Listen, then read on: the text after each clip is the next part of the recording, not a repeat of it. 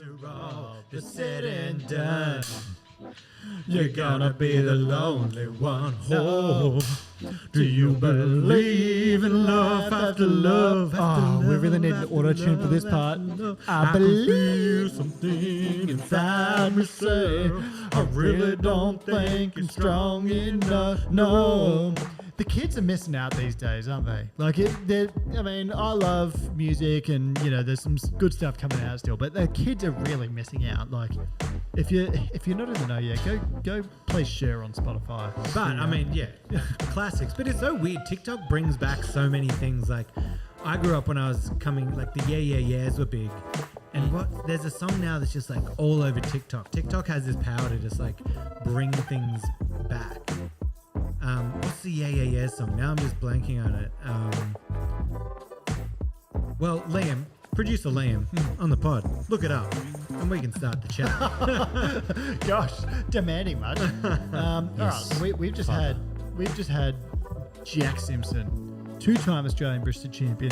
He's also placed second and third in the World Barista Championship in 2 separate occasions. Really good chat. I mean, if you're ever wondering how barista competition works, or if you want to compete in one yourself, I think you need to listen to that episode. Yeah, great episode to listen to.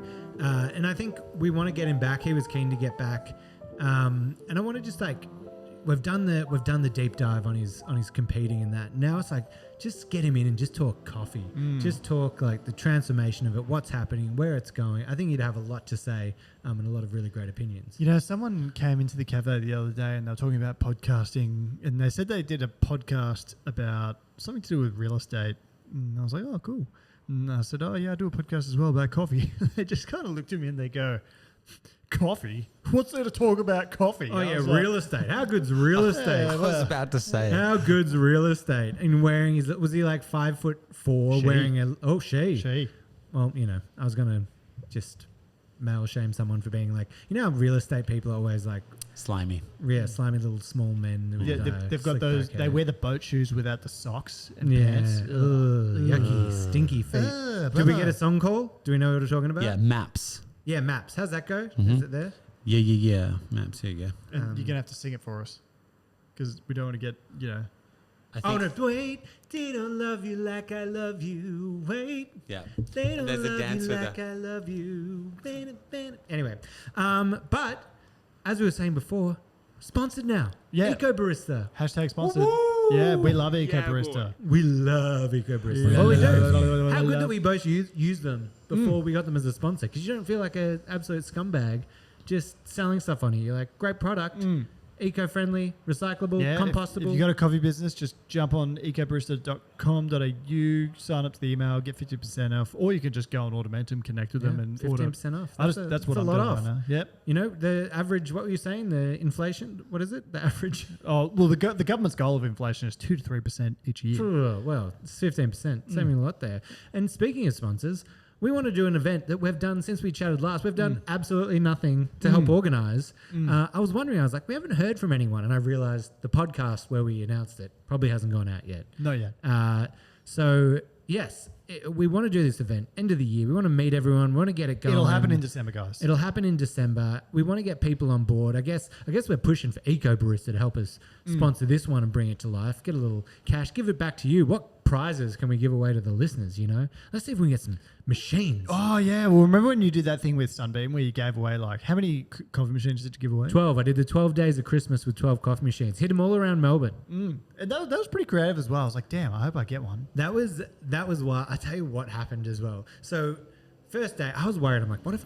So context to those who don't know. For Sunbeam, they asked me to do a paid promotion with them doing something for Christmas. And I was like, what about instead of paying me, if you just give me a ton of machines, and I'm going to, for 12 days of Christmas, I'm going to hide them all around Melbourne, and I'll post where I am with subtle hints on Instagram, and then people have to come and find me. First one there gets a machine. First day, I'm like, what if no one comes? This is awkward. We post the video, 10 minutes pass, and I'm like, oh God, this will be so embarrassing if no one comes. 15 minutes down the hill in the park, just see this guy just sprinting. Then behind him, I see another person sprinting. On that first day, within the first 10 minutes, 15 people showed up. Oh, and I was like, oh my God, this is so, and I had nothing to give any of them. And so I was like, we need to take coffee from now on to give to the people who show up late. The next few days, the quickest one that we got, someone got there in 3 minutes. We even went out to a reservoir in like Warrandyte and someone was there in 10 minutes from like where we were. So it was insane. How did they get the intel? Well, they all set notifications on the post so that they could be there first. There was two times where before I'd even hidden it, people came up to me and said, oh my God, you're hiding the machine. I found you. I'm like, I haven't even posted the video yet. People have just seen me. So did they just camp out there and claim it? No. Well, then I changed position. There was one time I was at like the market and someone came and we were like, we have to find somewhere else. We had to drive to another location. And on the last day, we were at Southern Cross Station. Someone got there in like 3 minutes. Apparently they were just down waiting for their train and saw the video. And they're like, he's just up the stairs and like sprinted. I wonder whether they'd seen me and followed and just secretly like, No, I like that. knew the play. And then on that day, within the 10 minutes, 40 people were at Spencer Street Station, which was lovely. Got to meet some people, gave away some coffee. But I think I was like, I got to get out here. And then some girl that I'd gone on one date with on Hinge at the time rocks up. And I'm like, hey. She's like, yeah, I saw you post a video. I'm like, I've given away the machine. She's like, yeah, no, I just wanted to come down and say hi. I was like, Sonam, absolute legend, my business partner, just goes like, oh, so sorry, we've got to run to this next thing. Ron's got to go. With the assist. Just with the assist. Date didn't go well. See ya. Yeah, Oh. well, no, it was fun. It's just fun, you know. It's just not right. It's not right. I think you need to, like, did you find it hard finding the correct locations? There was a balance. If I was to do it again, I'd go more difficult. I had this like anxiety that no one was gonna come, and so like they started out just like kind of iconic places. Like we were in like Fitzroy Gardens, the Botanic Gardens, a laneway in Melbourne. Like they were kind of easy to get to spots, but I wanted to just have subtle hints in the background as I made the video. And that's why we went harder when we were like, let's go out to a reservoir. Let's go out to like some random national park or whatever. But if I was to do it again, I'd definitely do it harder. I have something else I want to talk about in the coffee break that's somewhat unrelated to coffee itself. But remember how a few weeks ago we had Bangin Sangas on? Oh, bang-a-lang a ding-dong. Bang-a-lang-a-ding-dong. Bangin Sangas. Anyway, he's I've really been following his journey since then. Yeah. And he's really somewhat of a bit of an almond croissant connoisseur. Yeah. Connoisseur of the almond croissants. Oh, imagine a connoisseur almond croissant ice cream. Detour. He's been almond croissant ice cream. Hang on a second. That's actually really good. Ice cream sandwich, but almond croissant. See, I went to a place that had a buttered baguette flavor of ice cream. Yes. It was awesome. Fluffy torpedo. Fluffy torpedo. I'll yes. give you my fluffy torpedo. Yeah, okay. That's an amazing ice cream joint. Yeah. Yeah, I insane. think, you know how bakeries are kind of having their sort of heyday in Melbourne right now? I think sandwiches are sort of, entering the twilight of their era. I mean, maybe I'm wrong. Maybe ice cream sort of has a big comeback. Yeah. I've always thought it would be a good idea to do an ice cream store, but you're like, well, no one wants ice cream unless it's summer. It needs to be like Warm cold soupy ice cream. And it's like summer, you got ice cream. Winter, you turn the big holes where the tubs are into soup things and you sell soup. What if you're doing pies, thick though? shape, yeah. What if you're doing pies, like sticky date puddings? Ooh. Sticky date puddings, rhubarb pies, apple pies, Yep. Man, pies Look go at off the in the pie. States. pecan Like, pies. Yeah, yes. Yeah, Pumpkin bring pies. Let's make pies big. Yeah. I cut you off. You're talking about almond croissants, Bangin Sangers. Oh, I've lost my thought. It was a connoisseur. Yeah, Well, well, just saying they have their heyday. They have their heyday. Well, I was talking about the almond croissants, but he's out there judging them left, right, and center. Yeah. I mean, go follow Bangin Sangas, guys. Yeah. Lovely dude. Reached out to me after the pod. Wants to grab a beer and a feed. Lovely guy. Actually, after our episode, I got his Nando's. You got? Well, you're right. So sorry.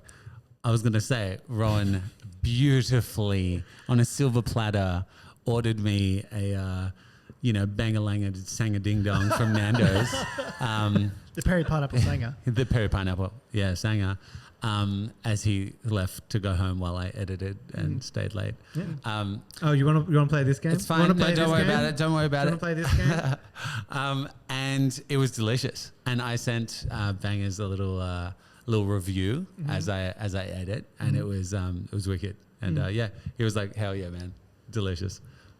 Legend. And it was Absolute good? legend. Yeah, it was actually delicious. I'm such a fan of pineapple in there. I haven't had Nando's in ages. What he was talking about on the pod with the pumpkin seeds with chili oil and seasoning that he's got like a bucket of from Nando's. Oh. It's in it. I had it. I was like, oh, that's a freaking pumpkin seed. That's what's so good about it. What did he say? He was like, he makes a sandwich that's just ricotta, rice, and chili or something. Yes. Chili oil or something like that. Man. Chili oil Chili oil can make anything good. Oh, I love chili oil. Yeah, I don't understand people that don't enjoy chili, but I've got another crisis that's coming on. Oh. So It's happening, Kirk. So 6 weeks a year, Spice Mix closes, right? You know, they're hard to break, but they've unfortunately the owner's father has actually passed away, and you know the owner's Hindu, and in Hinduism they have a long mourning period. So he's decided to close the shop and go away, mourn his father, and you know, shout out to you, Harry. I hope you and your family are doing well.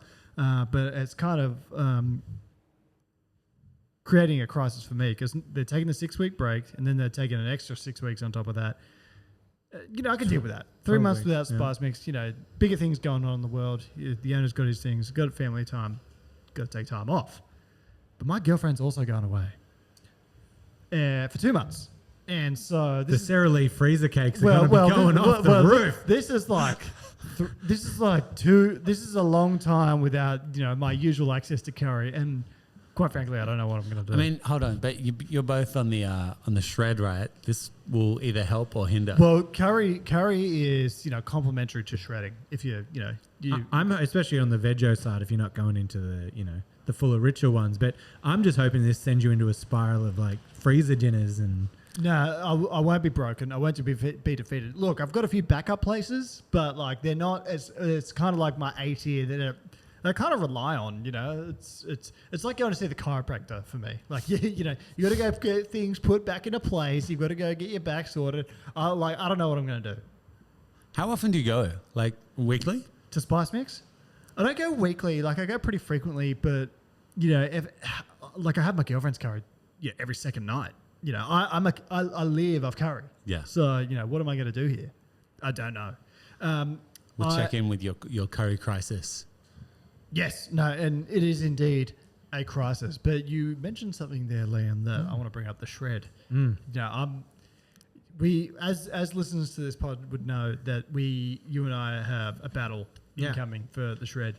Now, I had a few after that. I think it was like a week or two of just solid gluttony from me. Yeah.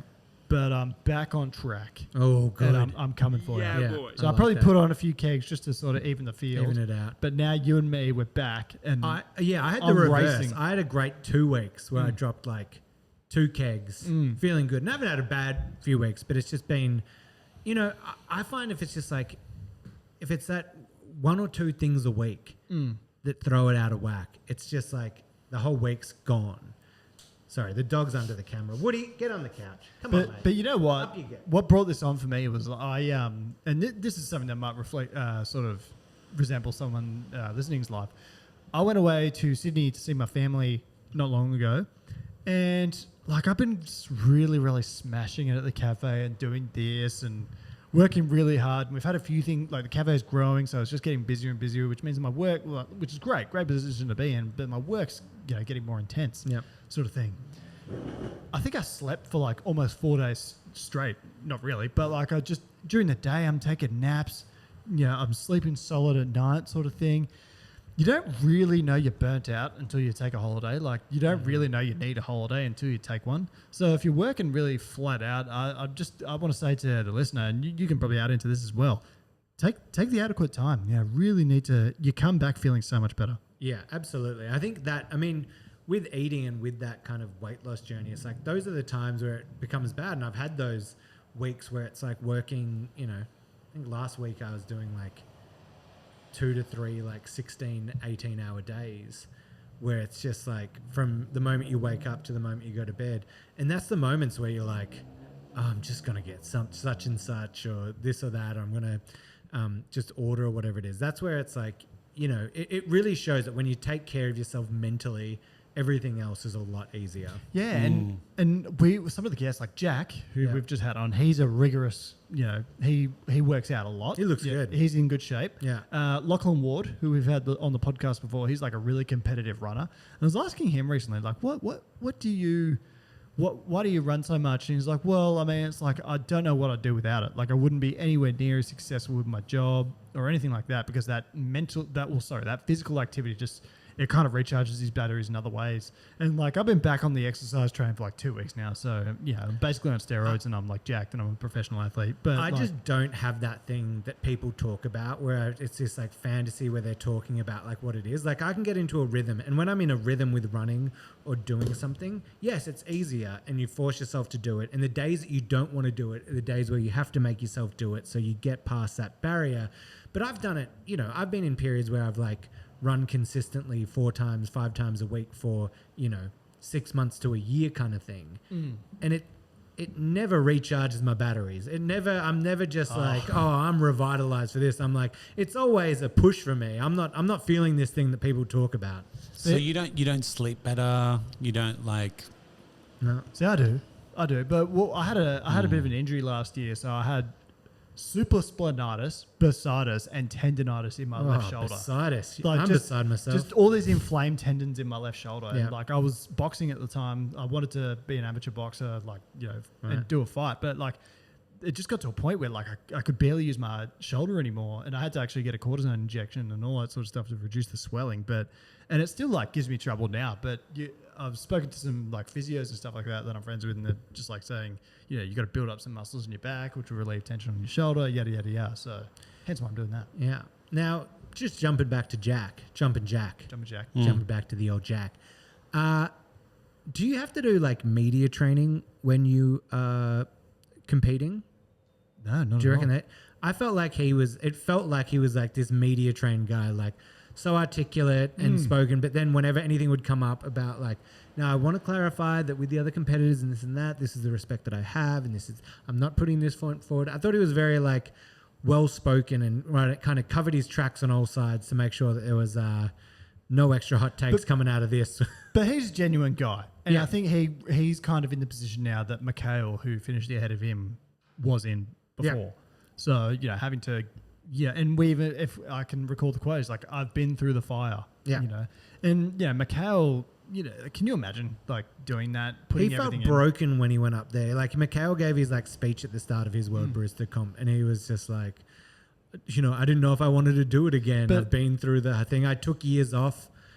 But that's something we all reflected on at the time, right? Yeah. Like, he's kind of, one of the reasons why he probably won is he sort of elicited this response in people, or this thought in people that a lot of people could relate to. Yeah. Which is that, I've done this, I've tried and tried and tried and failed and failed and failed, and now I'm finally here and I'm able to succeed, or I'm at peace with things. And that thing with Jack as well, I think it's like he spoke about it like, I think you brought it up, bro. It's like from the outside, like making a 15-minute speech.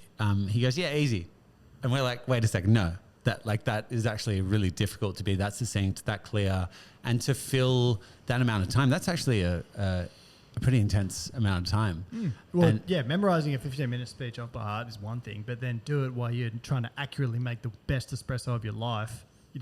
It's a lot, and you feel the pressure of the crowd and the judges. It's a lot. Yeah. Now, look, we're running out of time here. I know we've got limited time on our SD card, so we've got to move quick. But a little bit of mailbag. We've got to write in from our friend Alex, who listens to the pod.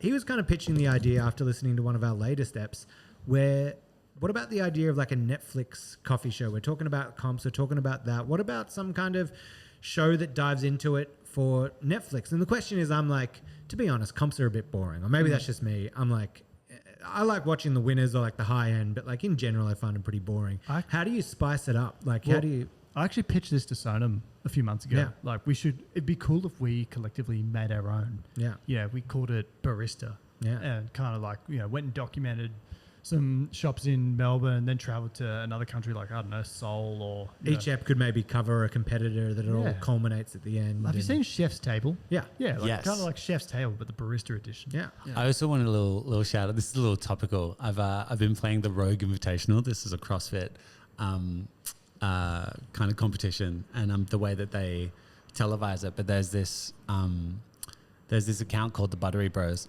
Oh yeah, so sorry. There's the Buttery Bros that do exactly that. They follow competitors, and they do an episode per competitor, and kind of see their life and how their approach. And yeah, we Look, totally do. if you want to sponsor that, anyone out there, let's Yeah. go. Like, well, I would love to make that. Yeah, and speaking of sponsors, thank you again to our sponsors, Eco Barista, best coffee bags and cups going around in town. All your coffee needs for the would you say you're an eco warrior? No, I'm an eco barista. Oh, well, that's great. So check out ecobarista.com.au. Get 15% off your first purchase when you sign up to their mailing list. And we want to plan this event coming up. So if you want to participate, help out in any way, we'll be organising that. Make sure to write in about that or just about anything at hello@itsjustcoffeepod.com. Anything else from you, Kirk? No, I think on that note, we shall coffee break out. Yeah, the coffee break is broken.